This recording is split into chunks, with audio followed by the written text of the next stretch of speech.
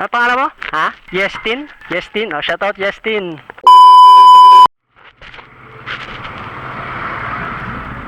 Yeah. Uy, medyo masamang panahon. Ito, kalahati mainit, kalahati makulimlim, madilim. After so many days, weeks, and months, no? Ito, nagbabalik ulit tayo para sa ating buhay delivery rider. So, sana maging safe, successful ang ating delivery today. Medyo malayo-layo ito from Santa Rosa to Pasay. Yan. Time check is 11:05. Bago yan, magpapagas muna tayo. Ayan, madilim no. Sobrang dilim. So, syempre, hindi tayo aalis nang hindi tayo ready. No? So, tayo ay nakabota, nakakapote, no? So pang ibaba lang muna yung sinuot natin kasi mainit pa dito sa lugar na to eh. So medyo pag umulan-ulan na yan, magkakapote na tayo ng pangitaas. So sa ngayon pang ibaba lang muna, madali lang naman kasi suotin yan eh. Papagas muna tayo dito, ito sa Eagle Delta.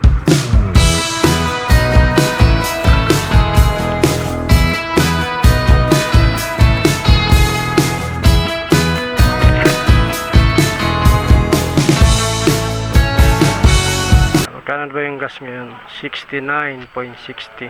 Okay, so pagas tayo ng full tank. Full tank de? Oo.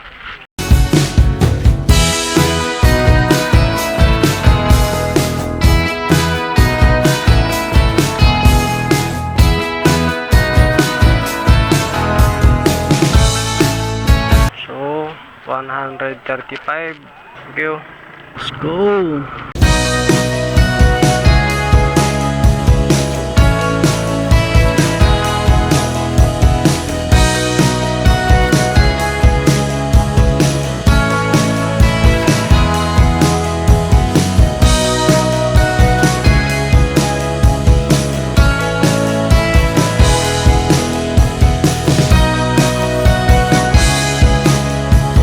Ay, biglang umulan. Silong muna tayo, biglang umulan. Ang lakas. Inabot tayo ng ulan. Ayun, oh. Grabe, ang lakas. So, no choice, tayo ay magkakapote na. At yung ating camera ay ating tatakpan muna kasi hindi siya waterproof, wala siyang case. Ayan, so inabot tayo ng ulan kanina, hindi natin na nakuhanan gawa ng mababasa yung ating action cam. So, hindi natin nakunan yung ibang eksena. Pero ngayon, okay naman. At nandito tayo sa Muntinlupa. So dito walang ulan, no? Medyo makulimlim lang. So, kaya kinabit na natin ulit yung action cam.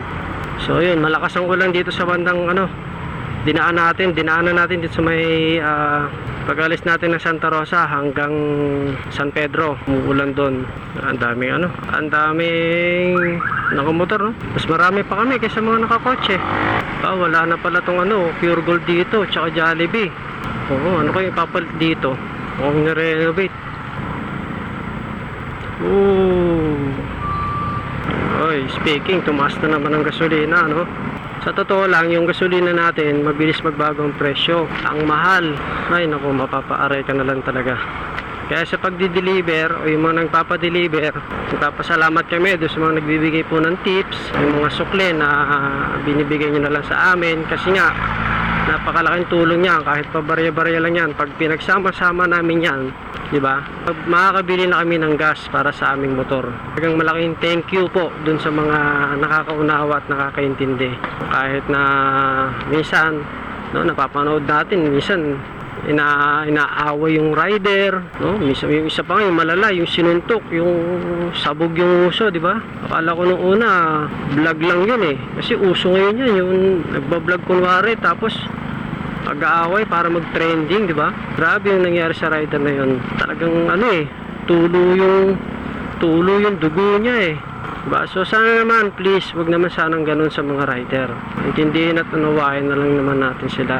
So, daanan natin sa mahinahon. Kasi mahirap din maging isang delivery rider, courier rider, o kung ano man, basta delivery rider. Mahirap talaga.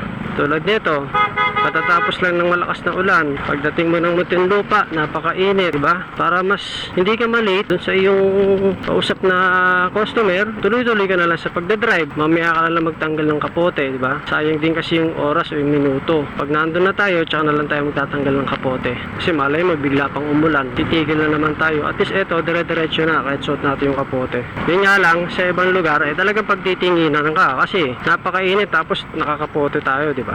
Ganun talaga, tataka yung iba, pero ikaw, alam mo naman ang umulan eh. Pinapakita ko lang dito yung realidad kung ano yung mga nangyayari, o diba? Tuyong-tuyo yung kalsada, although hindi siya mainit, makulimlim siya, pero walang ulan. Ito yung isa sa mga i-struggle ng mga delivery rider kasi nga mainit, lalo na nakakapote, talagang napakainit, grabe, yung pawis mararamdaman mo, gumuguhit, gumagapang sa likod mo, sa katawan mo, diba? Pero wala kaming magagawa. Ito yung trabaho namin, ito yung pinili namin, so dapat pangatawanan namin to. Hindi kayo pwede magreklamo, ito yung pinili namin trabaho, so dapat lang namin kampanan ng maayos yung aming trabaho. So nakikiusap lang ako sa ibang mga customer na sana lawakan natin yung pangunawa natin, no? Bakit kaya na-late si delivery rider, no? Bakit kaya ganito yung delivery rider, no? May mga case to case kasi yan, no? Hindi naman lahat kasalanan ni rider. So sana ang hinihingi ko lang is pangunawa. Ganun lang talaga. Sana daanin natin sa maayos na usapin. Huwag yung padahas-dahas.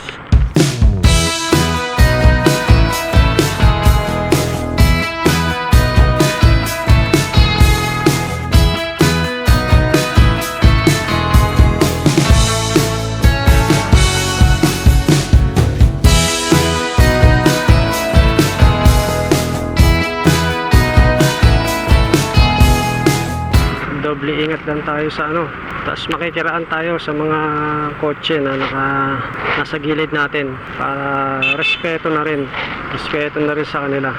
Kaliwa na tayo dito. Okay, let's go.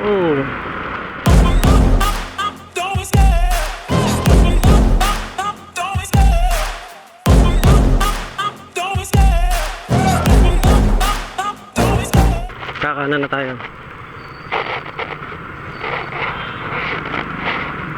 Yun. Whoop, yeah.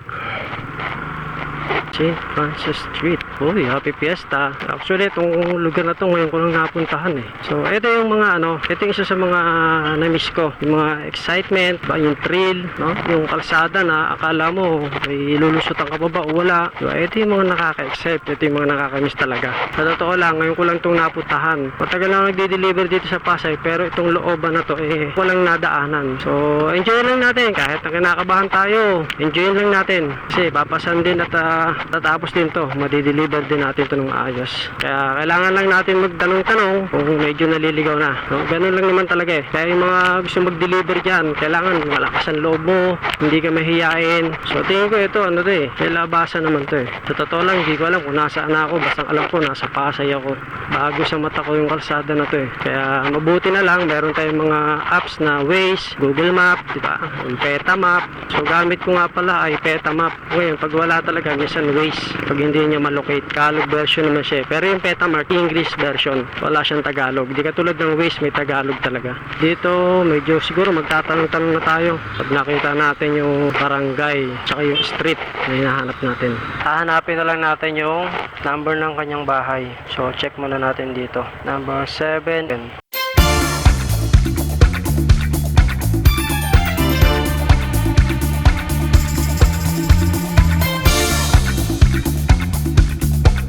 Pwede magtanong, ito ba yung F. Francisco? Bakit lumaktaw? Ito na, karating na tayo. Ayan, oops, medyo pa lang natin. Ayun, so andito na tayo.